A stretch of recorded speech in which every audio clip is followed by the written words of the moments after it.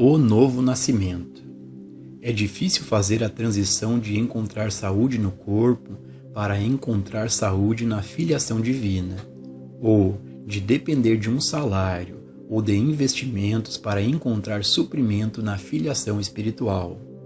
É tão difícil fazer a transição de encontrar nosso bem no mundo para encontrar nosso bem em Deus. Uma vez que o Mestre disse: estreita é a porta, e estreita é o caminho que conduz à vida, e poucos são os que o encontram. Nascemos em uma consciência mortal ou humana, e, por termos nascido assim, presumia-se que responderíamos às leis materiais. Mas agora, estamos no processo de morrer dessa consciência e renascer em outra consciência. Neste novo nascimento, ou nova consciência, nos encontramos iguais aos olhos de Deus e iguais aos olhos um dos outros. Não existe negro ou branco, não há alto ou baixo, não há grande ou pequeno, não há nenhum jovem ou velho, não há rico ou pobre. Afirmar que alguns são melhores do que outros é tolice. Somos todos descendentes espirituais e somos todos iguais em nossa filiação conjunta a todas as riquezas celestiais. Todos aqueles que conhecem a verdade são ungidos de Deus, ou Israel. Israel significa filhos de Deus, e os filhos de Deus podem ser de qualquer raça ou religião, quando chegam à conclusão de que são todos um com o Pai. Só então somos todos irmãos. Nesse novo nascimento, temos que superar a crença de que Deus recompensa a bondade e que pune nossos erros. Isso é difícil porque por anos a maioria de nós carregou o fardo da culpa. É difícil aceitar a verdade de que nosso bem depende apenas de nosso relacionamento com Deus e que esse relacionamento existe, quer sejamos bons ou maus. Nenhum crime, não importa o quão sério, poderia quebrar essa relação de unidade. Não existem dois, existe apenas um. Eu e meu Pai somos um. Filho, tu estás sempre comigo, e tudo que eu tenho é teu. Isso não significa ser, ou mas. Significa inequivocadamente que somos um com Deus. Já estabelecemos em nossa consciência nosso verdadeiro relacionamento com Deus. Quando surge um problema, seja de doença, falso apetite, pecado ou carência, percebemos que nossa harmonia depende apenas de nosso relacionamento com nossa fonte. Esta é a verdade que, se a conhecermos, nos tornará livres. Mas devemos conhecer até o ponto da convicção. Devemos saber que o bem, em uma quantidade até o infinito, é nosso por causa de nossa unidade com Deus. Quando realmente sabemos disso, independentemente da tentação que nos sobrevenha, respondemos com: eu encontro meu bem em meu relacionamento com Deus, em minha filiação divina. Minha saúde não está em meu corpo, mas em minha filiação. Minha inteligência não está em meu cérebro, mas em minha filiação. Minha companhia não está em homens e mulheres, mas em minha filiação divina. Estamos então fazendo companhia a todos ao redor do mundo que também estão reconhecendo sua filiação. Encontramos nossa companhia em Deus em virtude de nosso relacionamento com Deus. Não importa o quanto pareçamos estar sozinhos, somos intimamente companheiros, e é por isso que não podemos sentir uma perda ou um vazio, porque ele não existe. Isso mudará toda a nossa abordagem de vida. Não viveremos mais nossas vidas por pensar corretamente ou pelo tratamento. Desfrutaremos a harmonia de nosso ser pelo direito à filiação divina e abordaremos todos os problemas deste ponto de vista. Não temos de fazer nada para resolver o problema. depois de reconhecer nossa filiação divina. Não nos preocupamos com a vida externa, agora permitimos que o maná escondido se manifeste. O que o maná escondido significa, senão a infinitude do bem que nunca pode ser visto, ouvido, saboreado, tocado ou cheirado, mas que está armazenado em nós e que sabemos que existe por causa de nossa filiação divina? Por causa do mesmerismo do mundo, pode parecer que alguma coisa está faltando, e essa sensação de falta pode vir como uma tentação para todos nós. Mas nunca devemos culpar Deus ou qualquer pessoa pela falta temporária de demonstração. O que quer que sejamos, somos por causa de nosso estado atual de consciência. E quando a falta de algo se torna aparente, não cabe a nós culpar alguém ou alguma coisa no mundo, mas sim voltar-nos para dentro e perceber que, em qualquer sentido, a falta é por causa de nossa incapacidade de compreender a verdade de que o mundo inteiro é nosso, em virtude de nossa filiação. O mesmerismo mundial traz essas tentações para nós e, portanto, devemos parar de acreditar em dois poderes e reconhecer que a terra é do Senhor e toda a sua plenitude, que tudo o que temos é nosso, não por causa de nosso próprio valor, mas por causa da filiação divina.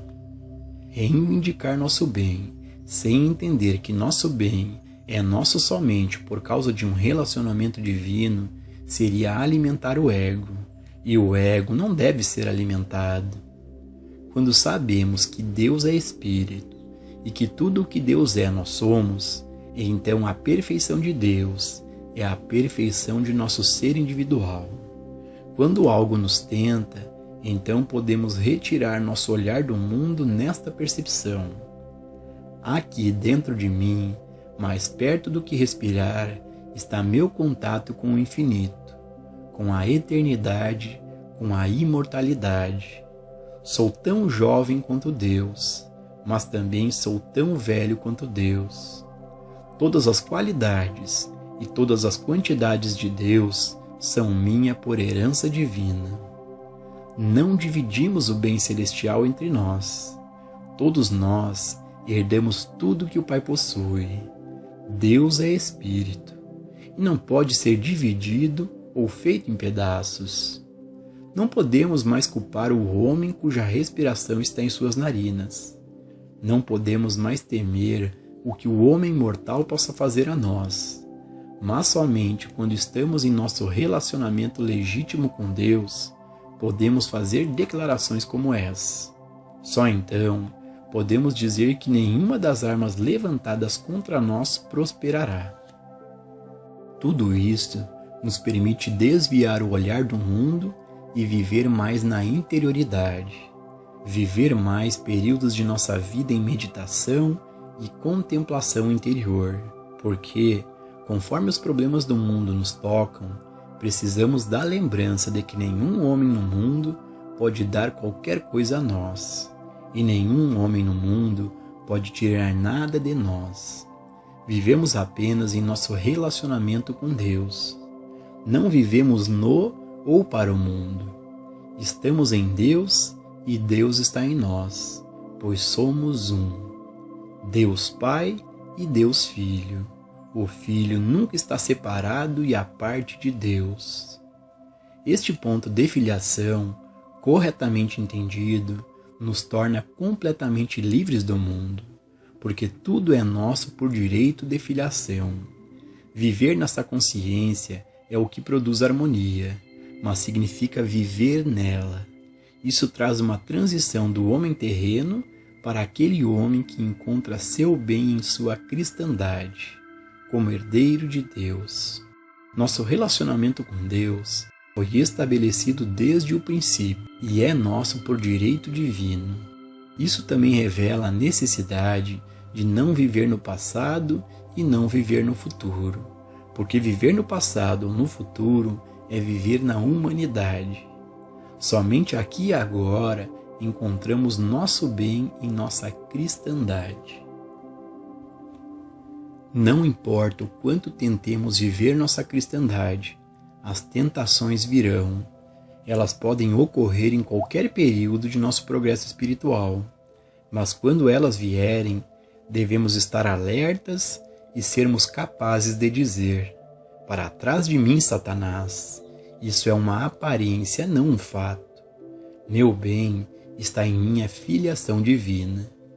Essa verdade deve ser considerada algo secreto e também sagrado, porque, se a expressamos, a derramamos. A única vez que somos chamados a expressar a verdade é quando encontramos alguém suficientemente avançado no caminho. Então, podemos compartilhá-lo, mas só então.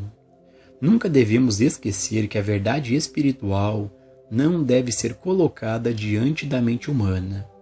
Deve ser mantida de modo secreto e sagrado, anunciado apenas quando estivermos com alguém que o receberá no mesmo espírito de segredo e santidade. Nota de gabinete. Neste capítulo, foi apresentado um princípio que deve mudar a natureza de sua vida. A responsabilidade por realizar essa mudança, entretanto, é sua. Depende de você praticar este princípio, trabalhar com ele e meditar sobre ele até que seja capaz de demonstrá-lo. Perceba conscientemente que saúde, suprimento, felicidade e paz estão em Deus. Comece a trabalhar com este princípio para que, cada vez que pensar em saúde, seja para você ou para outra pessoa, você perceba que a saúde está no espírito, não no corpo. Então largue isso. Quando confrontado com qualquer discórdia, seja a sua ou de outra pessoa, perceba que a resposta para o problema está no espírito. Eventualmente, você descobrirá que fez uma transição completa para onde está vivendo no e do espírito. E o espírito está vivendo em e por você, por causa da unidade. Ao colocar todas as questões da vida no espírito, ocorre um ajuste em sua vida e o levará à fruição espiritual. Mas devo adverti-lo aqui. À primeira vista, pode parecer que, quando você atinge esse objetivo, você pode até reclinar-se e flutuar com o equivalente humano de asas, ou uma harpa. Mas isso não é verdade, visto que o objetivo é a imortalidade, a eternidade e o infinito. A verdadeira alegria está em alcançá-lo. Porque você comunga na terra, haverá maiores realizações adiante. Sempre haverá um novo horizonte aparecendo à distância, um novo passo a ser dado. E esta é a alegria da vida. Na verdade, o ego pode ter muito pouco prazer neste modo de vida espiritual, porque nunca é a sua compreensão pessoal que traz a demonstração de paz e harmonia. É a compreensão de Deus. Quanto mais longe você chega, menos e menos de sua humanidade vem à tona.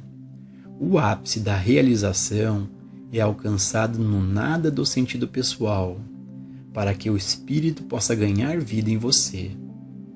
Trabalhe com os princípios encontrados neste capítulo, percebendo que você mesmo deve fazer a transição. Seu professor pode elevá-lo na consciência, mas você tem a mesma inteligência infinita que ele tem, e a mesma quantidade de amor divino, só que você deve fazer uso deles. Só você pode se levar mais e mais longe nesta transição, e isso apenas por meio de um trabalho consciente e específico. A função do professor é: eu, se for levantado da terra, atrairei todos os homens a mim. Mas o professor não pode levar o aluno para o céu. Isso é o que o mestre quis dizer quando disse: se eu não for embora, o Consolador não virá até vocês. Assim será com você, se você permitir que o professor o eleve ao ponto em que você possa dizer: que o Pai faça as obras por meu intermédio e como eu. Ao não se preocupar com sua vida, você recebe proteção divina e graça divina. exige uma entrega de si mesmo, para que você possa receber a sabedoria e a atividade interior. Então, você descobre que isso o torna muito ativo no mundo exterior, dando-lhe trabalho mais do que o suficiente. Esses princípios fundamentais do caminho infinito podem ser encontrados em todas as escrituras, mas eles têm valor para você apenas quando se tornam ativos e vivos em você. A verdade que você não conhece não vai libertá-lo. O grau em que você incorpora a verdade em sua consciência é o que torna livre. Notas do Havaí, maio de 1963. Em praticamente todas as correspondências, recebo pedidos de alunos que desejam que eu ajude um amigo ou parente, sem nenhuma indicação de que o amigo ou parente tenha algum desejo de ajuda espiritual. É claro que os alunos não devem fazer este pedido, porque não é nossa função ou direito ajudar aqueles que não desejam. A única exceção a esta regra é quando se trata de crianças que não teriam como fazer uma escolha, ou aqueles que são mentalmente incapazes, ou aqueles que estão doentes e talvez nem possam pedir ajuda. Nestes casos, o parente mais próximo pode pedir ajuda por eles. A razão para isso é que, ao pedir ajuda para uma pessoa que não expressa especificamente um desejo por ela, podemos estar interferindo em sua liberdade. A liberdade é o nosso bem mais precioso, e ninguém tem o direito de tirá-lo de nós. Se meu desejo é a cura espiritual, portanto, não concedo a ninguém o desejo de forçar um remédio médico contra minha vontade ou sem meu conhecimento. Por outro lado, se meu desejo fosse pela cura da medicina, ficaria profundamente ressentido com qualquer pessoa que tentasse me privar de minha liberdade e me obrigasse a receber ajuda espiritual. Porque eu valorizo tanto a liberdade, eu nunca irei conscientemente ser parte de privar outra pessoa de sua liberdade. É por esta razão que os nossos médicos são solicitados a prestar ajuda apenas quando uma pessoa o solicita especificamente, ou quando a pessoa mais próxima do paciente pede, caso o próprio paciente não o possa fazer.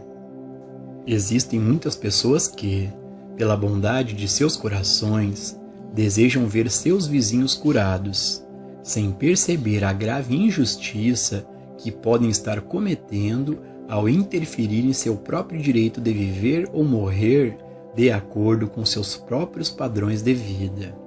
Na era atual, quando tantas de nossas liberdades estão sendo reduzidas, cabe a nós, como estudantes do caminho infinito, ter ciúmes de nossa liberdade e não permitir que ninguém nos roube a liberdade concedida por Deus. Mas, para merecê-la e preservá-la, devemos estar igualmente alertas para conceder a todos os demais sua liberdade e sua liberdade de ação. Durante os últimos anos, tem sido uma alegria observar a consciência dos alunos do Caminho Infinito se desdobrar até que alguns deles sejam chamados para ensinar e dar palestras. Isso alegra o meu coração. Eu literalmente viajo com esses professores, porque meu coração e minha alma estão com eles e com os alunos em todos os lugares. Por 17 anos, tenho levado a mensagem do Caminho Infinito ao redor do mundo muitas vezes. E agora, que alegria ver que Deus levantou uma semente. Nossos professores, como nossos escritos, podem abençoá-lo apenas quando você abre sua consciência para eles. Professores e livros não têm poder próprio para influenciar ou abençoar sua vida, mas sua receptividade traz a resposta. Como podemos ser ainda mais receptivos? Orando constantemente pela consciência da graça de Deus.